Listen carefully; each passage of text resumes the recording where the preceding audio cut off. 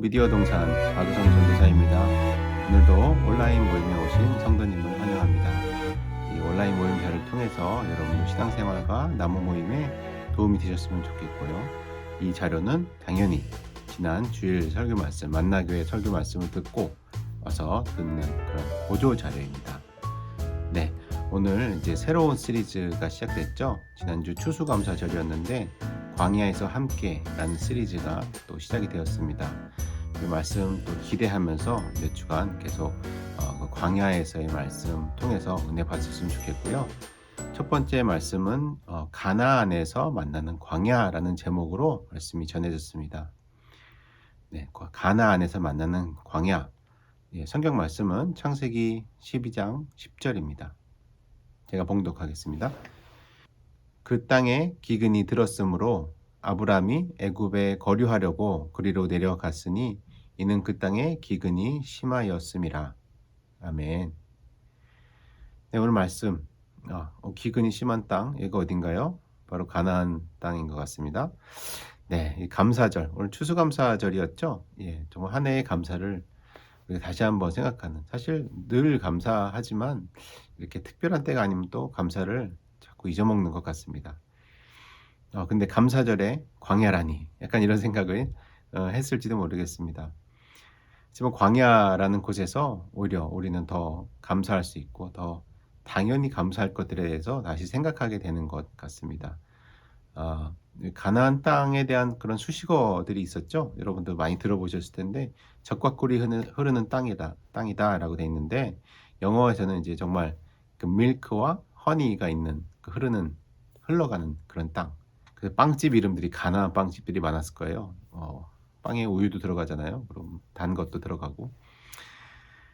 근데 이 가나안 말과는 다르게 사실 그렇게 옥토는 아니었던 것 같아요. 진짜 문자적으로 옥토는 아니었던 것 같아요. 오히려 이제 그 아브라함이 이제 계속 이제 본토를 떠나서 오죠. 그 중간에 거류했던 하란이라는 그 땅이 오히려 더 비옥한 땅이 아니었나 이렇게 보게 되는데, 가나안은 사실 비가 없으면 굉장히 살기 어려운 땅입니다. 그래서 굉장히 하나님께 그런 제목들이 많이 나오죠. 이른 비, 늦은 비, 이렇게 비를 때에 맞게 내려달라고 하는 기도들이 많이 나오게 됩니다. 그래서 젖과 꿀이 흐르는 땅, 이 수식어가 꼭 거기에 정말 땅이 막 비옥하고 막 그런 것을 말한다기보다 하나님의 법이 있고 하나님의 약속이 있기 때문에 그 땅이 정말 축복의 땅이고 젖과 꿀이 흐르는 땅이다라고 우리가 부를 수 있는 것입니다. 그래서 가나안 땅, 이것이 우리가 아무 고통이 없고 고난이 없고 모든 게 형통하고 그런 것만을 우리가 이렇게 세속적으로 생각할 때 그런 것만을 뜻하는 것은 아니라는 것이죠. 우리가 생각하는 그런 축복, 이것이 행복이다, 복이다라고 하는 것은 하나님이 생각하시는 그런 복과 우리가 생각하는 복이 좀 차이가 있는 것 같습니다.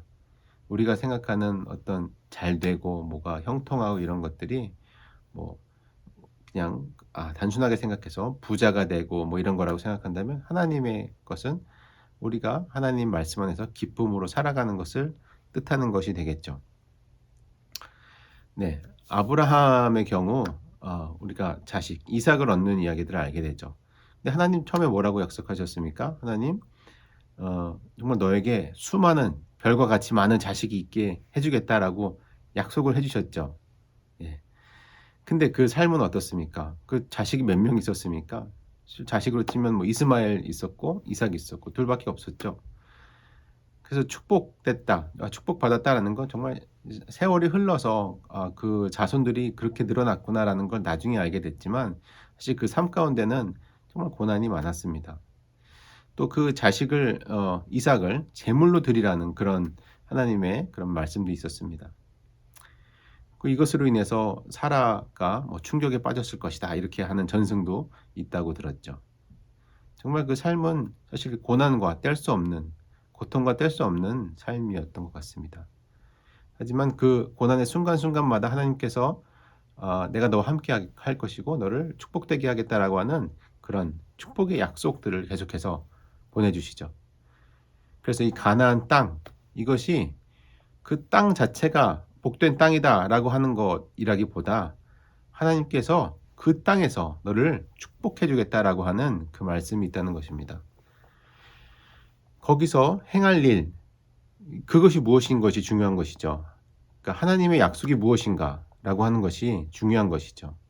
그 땅 자체가 무슨 의미가 있는 것은 아닙니다. 창세기 11장 30절에 사레가 임신하지 못하여라고 이렇게 나오고 있는 구절들이 있습니다. 아브라함 이야기에서 볼 것은 그 단순히 땅을 볼 것이 아니라 그 이어지는 후손들을 봐야 될 텐데요. 아브라함은 선택받은 이유가 아마도 사레가 아이를 낳을 수 없는, 완전히 물리적으로 낳을 수 없는, 생물학적으로 낳을 수 없는 상황이었기 때문에 선택되지 않았는가라고 생각해 볼 수 있습니다. 이것은 온전히 하나님의 은혜와 복으로 이루어진 그런 출산이 될 것입니다. 아브라함은 75세였고 사레는 65세였습니다. 그 당시 좀 더 오래 살았다고 하더라도 여전히 나이가 많은, 그런 출산하기에는 어려운 나이였던 것 같습니다. 그렇게 해서 이제 100세가 되어서 사실 이삭을 낳았는데, 아브라함이 완전해져서 이제 받을만해져서 낳게 된 것은, 그 아이를 갖게 된 것은 아닌 것 같습니다. 100세가 되어서 정말 살이 죽은 것 같다라는 표현을 쓸 정도로 내 살을 만져도 무슨 느껴지지도 않고 이렇게 내가 살이 죽은 것 같고, 그런데 여기서 이제 출생할 수 있는 어떤 생산의 능력들이 나오게 되는 것이죠. 그것은 무엇입니까? 이스마엘은 아브라함의 그런 출생 능력이 있을 때 하갈을 통해서 아브라함이 낳은 자식인 것이죠. 사람의 힘으로 해서 낳은 자식인 것이고, 이삭은 시간이 조금 더 흘러서 생산 능력이 완전히 제로가 됐을 때 하나님께서 복을 주셔서 그 자식을 낳게 해주신 것입니다. 바로 하나님의 그런 자녀가 되는 것이죠. 그래서 하나님께서는 그런 인간적 가능성이 있을 때, 뭔가 something이 있을 때, somebody일 때, nobody, nothing으로 몰고 가시는, 그래서 하나님의 능력과 복이 온전히 드러나도록, 하나님의 영광이 온전히 드러나도록 만드는 그런 경우도 있습니다. 요셉도 그렇죠. 요셉도 뭔가 정말 사랑을 받고 있고 그랬을 때 무슨 일들이 나타난 것이 아니라 형들에게 이렇게 팔려서 노예로 가고, 거기서 아무도 아닌 사람, 정말 보잘것없는 사람이 된 그 순간에 거기서 하나님께서 nothing이 되었을 때, nobody가 되었을 때 그를 들어서 사용하시는 것이죠. 주나치의 말씀을 통해서 묵상했었던 것 기억하시는지 모르겠습니다.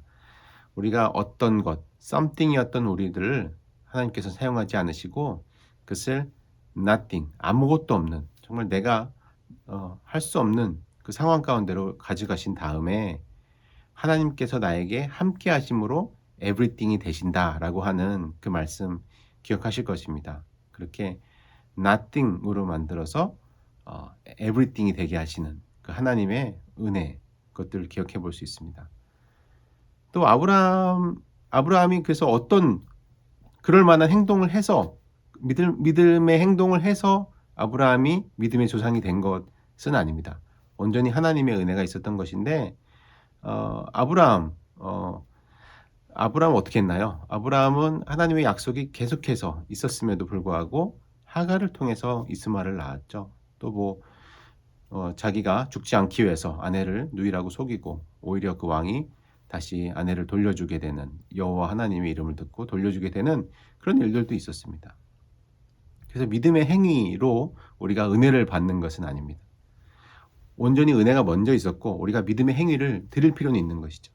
그렇게 믿음이 부족할 때 아브라함에게 계속해서 하나님께서는 축복을 약속해 주셨습니다.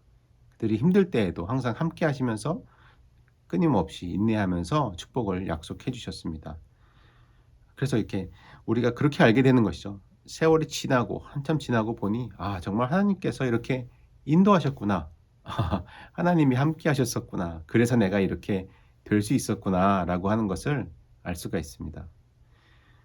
그래서 광야에서 절망이 아니라 절망 중에 신실하게 인도하신 하나님, 그것을 우리가 다시 찾아볼 수 있는 것입니다. 이런 광야는 우리 담임 목사님 말씀대로 종착역이 아닙니다. 그렇게 go through, 지나가야 될, 사망의 음침한 골짜기를 막 방황하면서 다닐 것이 아니라 거기를 지나가야 될 하나의 통로인 것입니다. 그래서 그 과정 가운데 신실하신 정말 믿을 만한 하나님을 신뢰하면서 믿으면서 잘 지나가실 수 있는 그런 시간들이 되셨으면 좋겠습니다. 이렇게 광야를 지나면서 우리가 다시 한번 감사를 떠올리는데 오늘 말씀을 다시 한번 떠올리면서 여러분들 생각해 보실 말씀이 있습니다. 묵상 질문은 여러분들 하나님이 인도해 주셨던 과거의 기억들 한번 떠올려 보셨으면 좋겠습니다.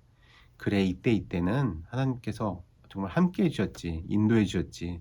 나는 그때 정말 아무것도 할 수 없었지만 하나님이 인도해 주셨어라고 하는 기억들을 한번 떠올려 보셨으면 좋겠습니다. 그리고 두 번째로 지금 어떤 광야로 막 이끌려가는 것 같은 그런 절망으로 가는 것 같은 상황 속에 있다면 여기에서 하나님께서 주시는 약속의 말씀, 축복의 말씀, 하나님께서 나를 믿어라, 나를 신뢰하라라고 하는 내가 너를 복되게 하겠다라고 하는 그런 약속의 말씀이 있는지 한번 생각해 봅시다. 가만히 내 안을 들여다보면 하나님과의 관계에서 분명히 하나님이 여러 가지를 통해서 나에게 알게 하시는 것들이 있을 것입니다. 네, 이제 광야에서 함께 가면서 이 말씀, 가나안에도 광야가 있습니다.